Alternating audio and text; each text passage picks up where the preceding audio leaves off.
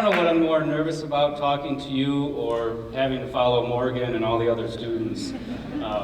In some ways I wish I had been the first and not the last, because they were fantastic. And great themes of technology and education and women in STEM and loving yourself and finding knowledge through the love of animals, all wonderful, wonderful themes. I come to you tonight to kind of finish up the program and talk a little bit about two things that I want to challenge you to go home and think about. And I'll tell you what those are at first, and then I'll wrap them in some context. I want to challenge you to find your why, to figure out what your why is every day when you get up in the morning. And by your why, I don't mean your what, which might be a cell phone, I guess, after some of the talks today. But instead, your why as to the who. You know, who do you get up for? Who do you get out of bed for, right? Who do you continue trying for? I want you to think about that when you leave here. And I also want you to think about, in terms of that why, how can you be of service to that why? How can you bring more joy to that why? How can you bring more kindness into their lives? You know, we live at a time where perhaps there is not a ton of kindness, there's not a ton of joy that is evident, but I think we can do better than that. And one of the things I want to talk about is I want to wrap this into the context of how I came to this. Imagine coming home from a fishing trip, and I like to kayak on the Huron River, so it's not a trip, it's just a little jaunt down the river. And I looked in the mirror. Oh, I look in the mirror, and I'm yellow. My eyes are yellow, my skin's yellow, my arms are yellow. Strange, interesting. Went down, said to my wife, I'm yellow. She says, yes, you're yellow. You look yellow. And we went on with our night. The next morning, I call the doctor. I say, I'm yellow. He says, come in, get some blood tests. 2 days later, I'm in the hospital, and I've been diagnosed with pancreatic cancer. Now, pancreatic cancer, like all cancers, is bad, but pancreatic cancer is especially aggressive. And there's approximately, for most, a 9% survival rate after 5 years. I plan on being in that 9%. And the fact that I turned yellow helped me to get into that 9%. Because by turning yellow, they were able to catch this early. The tumor was small. The surgeon came in and said, you know, we can take care of this. We can get this out. And they did. I had something called the Whipple procedure, and now I have a 14-inch scar across my belly. And they took out my gallbladder, part of my pancreas, part of my small intestines, all to try and solve this problem. First, I thought, you know, when I go swimming, I'll have to wear a swim shirt. You know, I can't expose people to this giant scar. You know, I'll put on a swim shirt, and that way people won't have to look at it. Now, I'm at the point that I'm going to swim shirtless, and if kids ask about it, it's a shark attack. I survived a shark attack, right? And they'll have a story to tell people, oh, that guy over there, he survived a shark attack, right? But when you get a diagnosis of cancer, and I know I'm speaking to people in the audience who've gone through this, either with family members or yourself, and I have a great respect for you, for those of you who've already gone through it. When you get that diagnosis of cancer, and I got it in the hospital, and I wasn't sent home, I was in the hospital for days, there were procedures and surgeries that needed to be done. You think about it, right? You think about, what are you going to do next? And there's a sadness to it, right? There's a sadness to what you think about your own life, how much time you thought you had that perhaps you don't anymore. You think about the sadness that it brings to someone like your wife, to your family.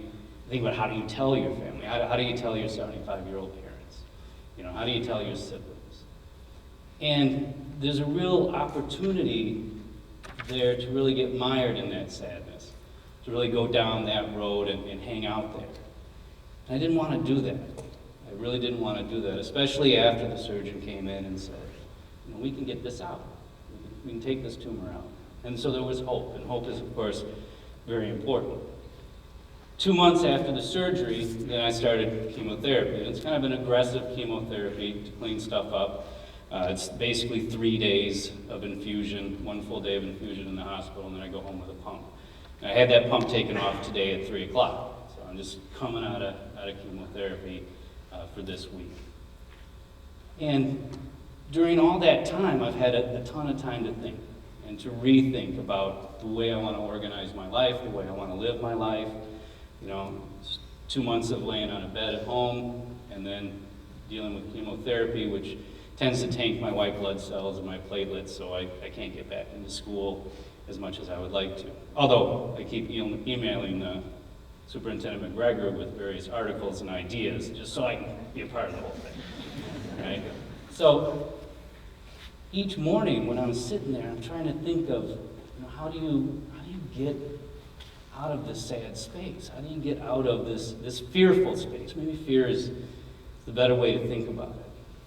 Each morning you attack the fear, right? And many of you attack fear each morning also, whatever that fear might be. It may not be cancer, it may be another health issue, or it may just be trying to get out of bed in the morning. But you have to attack that fear each morning about what are you going to do with that day? How's that day going to work out for you? And I found that if I really did attack the fear, if I really did work on overcoming that fear, overcoming the fear of my body betraying me, overcoming the fear of the idea that I might not be around for a long time, if I attacked that, then I often found joy on the other side. And I don't mean that to be a cliche or some type of something. I know Allie mentioned that I teach philosophy and world religion, so I'm not pulling that from there.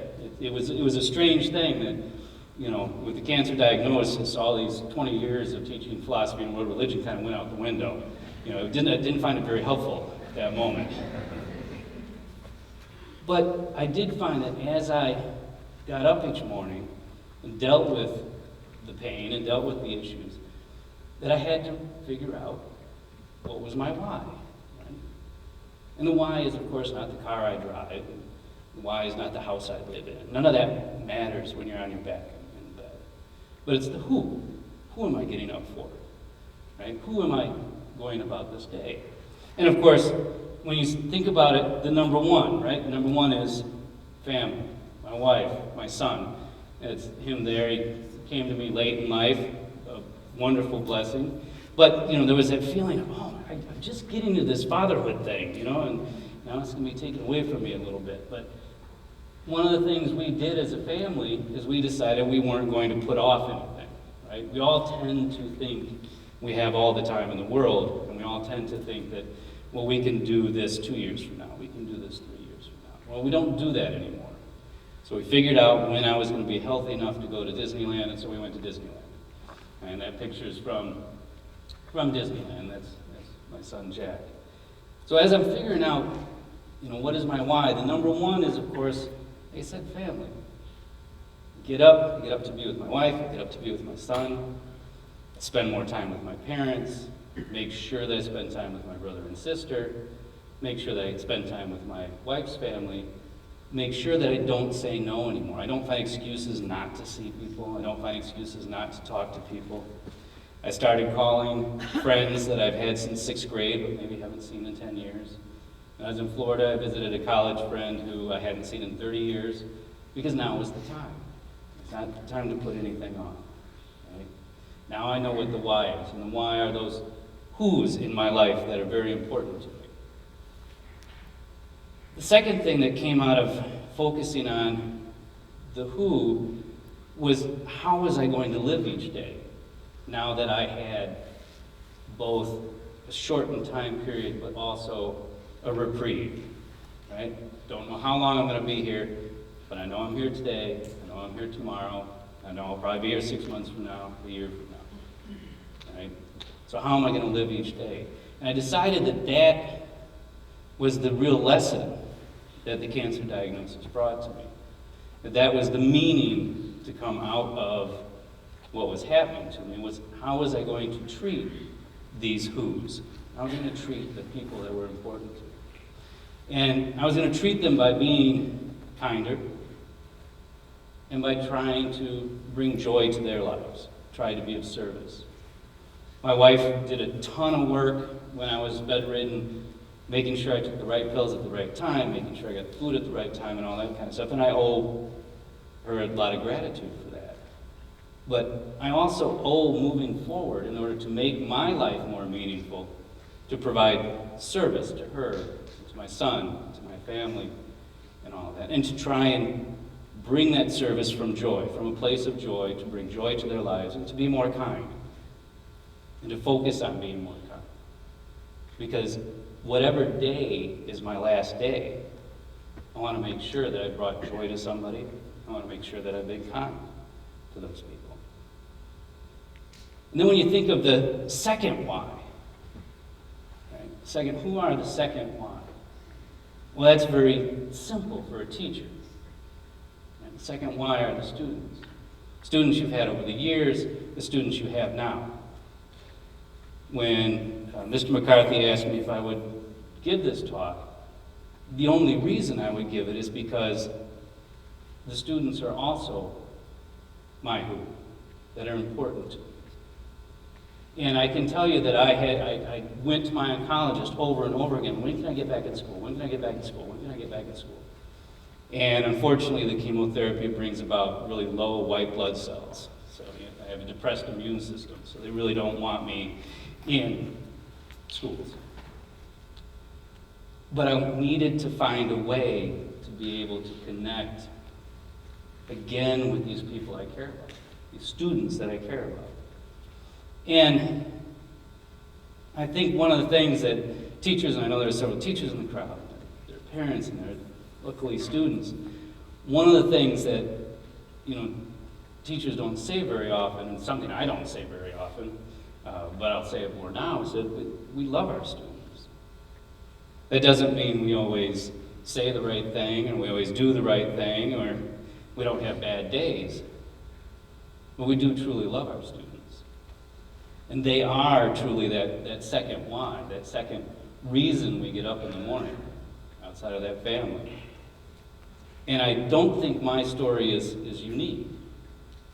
There are plenty of teachers that have health issues, secretaries that have health issues, bus drivers, aides, janitors, administrators, paraprofessionals that work through those health issues to come to school, to be with your kids, to be with the students. And the reason is because there's love there.